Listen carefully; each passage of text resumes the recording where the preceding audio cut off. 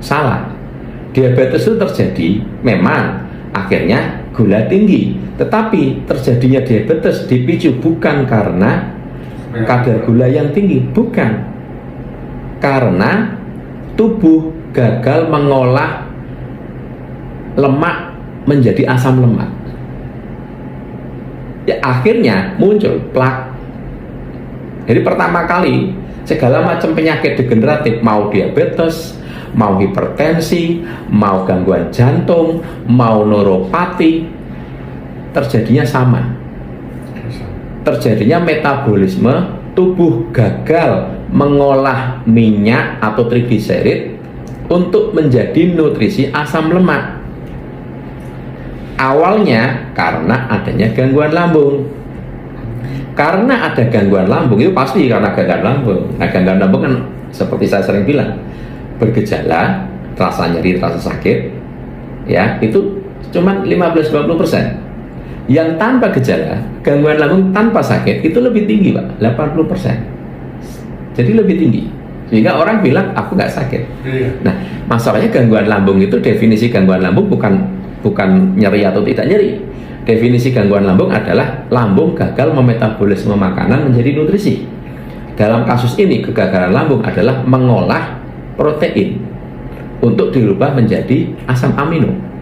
Nah, karena orang dengan gangguan lambung, kecenderungannya cairan lambung itu pH-nya mendekati netral, mendekati 7. Apalagi orang yang punya luka radang lambung yang parah, ya. Pokoknya intinya kalau orang dengan gangguan lambung itu cairan lambungnya menuju netral. Dengan ditambahi obat-obatan antasida atau penetral asam lambung ataupun tanpa. Jadi kalau tanpa itu sudah proses alami hormonal. Oke. Ketika lambung cairannya mendekati netral, yang terjadi lambung tidak bisa masak, tidak bisa mengolah makanan. Cairan lambung itu kan kayak kompor, ada apinya. Kalau apinya kecil, dia kan masaknya lama tuh, Pak. Nah, kalau hanya karbohidrat masih mending. Misalnya makan 100% karbohidrat masuk, itu yang diproses 50% untuk dikirim ke peredaran darah. Yang 50% buang ke feses. Yang sulit itu protein, Pak. Ketika cairan lambungnya netral, mendekati netral, protein sulit diproses, sehingga paling 25%. Yang 75% dibuang. Ya, ini istilahnya angka-angka untuk memudahkan saja. Nah, padahal minyak lemak itu tidak diproses di lambung. Lambung tidak bisa mengolah minyak lemak. Minyak lemak itu begitu dari mulut kita lewat lambung itu cuma lewat saja. Dia bablas ke peredaran darah, bentuknya masih minyak lemak. Jadi kalau di lambung semua dipecah, sudah berubah fungsi, jadinya polimer. Poli itu kan bermacam-macam, dijadikan monomer satu. Karbohidrat, monomernya glukosa. Protein polimer dirubah menjadi asam amino. Minyak trigliserid, lemak trigliserid itu polimer. Ke lambung itu lewat tok, ke darah tetap bentuknya polimer. Masih minyak. Cuman minyaknya disalut sama kilomikron, jadi bentuknya kayak klepon, gitu ya. Tapi bentuk minyak masih utuh, bentuk minyak. Nah, minyak itu pemecahannya ada di darah, di peredaran darah. Yang memecah minyak adalah enzim lipase. Jadi enzim lipase itu kayak gunting, dia memecah minyak, kena enzim lipase kayak dipotong, kayak gunting gitu. Jadi dua, gliserol sama asam lemak. Gliserol dikirim ke liver, ke hati. Asam lemak itu makanan sel. Nah, enzim lipase dari mana? Enzim lipase itu didapat dari asam amino. Asam amino didapat dari protein. Nah, orang dengan gangguan lambung kan sulit mengolah protein, sehingga asam amino yang naik ke darah nggak banyak. Ingat betul ya, 25%, sisanya kebuang ke feses. Nah, suatu saat minyak lemaknya banyak, stok enzim lipasenya habis. Yang proteinnya kan sedikit. Jadi enzim lipasenya habis, minyak lemaknya masih banyak. Singkat kata, minyak lemak ini jadi plak. Nah, plak ini yang bikin orang gangguan jantung karena ada penyumbatan, stroke karena ada penyumbatan, neuropati karena ada penyumbatan plak. Diabetes itu yang sama. Minyak lemak ini menutupi reseptor sel Jadi sel tidak bisa makan glukosa, makan asam lemak tanpa ada perintah dari insulin. Tidak bisa. Memang sunatullahnya gitu. Jadi walaupun banyak makanan, tapi kalau insulinnya tidak ngasih tahu ke sel, sel nggak bisa makan. Ngasih tahu nih, ibarat kata kayak ketuk pintu, dok sel di luar ada makanan, nah baru selnya buka pintu diambil. Tapi kalau tanpa ada perintah tidak bisa. Nah, ketika pintu sel tadi, reseptor selnya tadi, pintunya ya, itu ketutup minyak lemak, maka sel nggak denger, selnya budek, maka terjadilah resistensi insulin.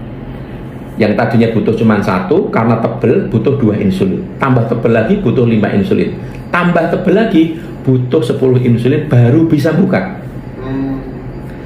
Nah, nek tambah bukanya harus insulinnya banyak, yang berat organ apa? Pankreas.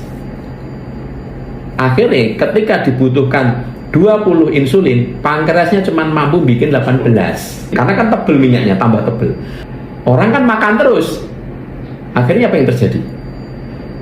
Gula naik. Oh, kamu gula darah nih, kadar gulamu naik. Jadi sebenarnya orang diabetes itu kadar gula naik karena apa? Pertanyaannya. Karena nggak bisa dimakan sama sel. Kenapa nggak bisa dimakan sel? Karena ada minyak plak menyumbat pintu reseptor. Pertanyaannya, diabetes terjadi karena apa sekarang? Karena ada minyak plak yang menyumbat reseptor sehingga gula tidak bisa dimakan sel. Lah kok nyalahin gula? Pertanyaan saya. Akhirnya pemahaman yang keliru, pengobatannya ya keliru. Pengobatan selama ini fokusnya kemana? Pertanyaan saya. Pankreas, insulin, pankreas, insulin, bener nggak? Pankreasnya nggak bisa menghasilkan insulin, pankreas dikasih pemacu, dipicu, dipaksa, akhirnya menghasilkan insulin lagi, betul kan?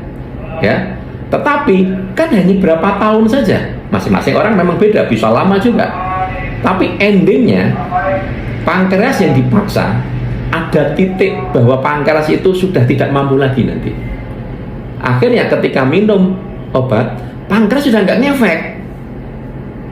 Titik itu akan datang. Kapan? Ya nggak tahu. Kenapa? Plaknya tambah tebel, minyak lemaknya nggak dibenerin, lambungnya nggak dibenerin. Akhirnya insulin walaupun sudah dikasih obat-obatan, akhirnya pankreasnya juga off lagi. Akhirnya dibilang, oh pankreasmu mati. Nek pankreas mati, akhirnya apa? Masuk cairan dari luar. Bisa buka lagi. Tapi dosisnya tambah naik, tambah naik, tambah naik. Sekarang pertanyaan saya kembali. Orang diabetes karena glukosa atau karena minyak lemak?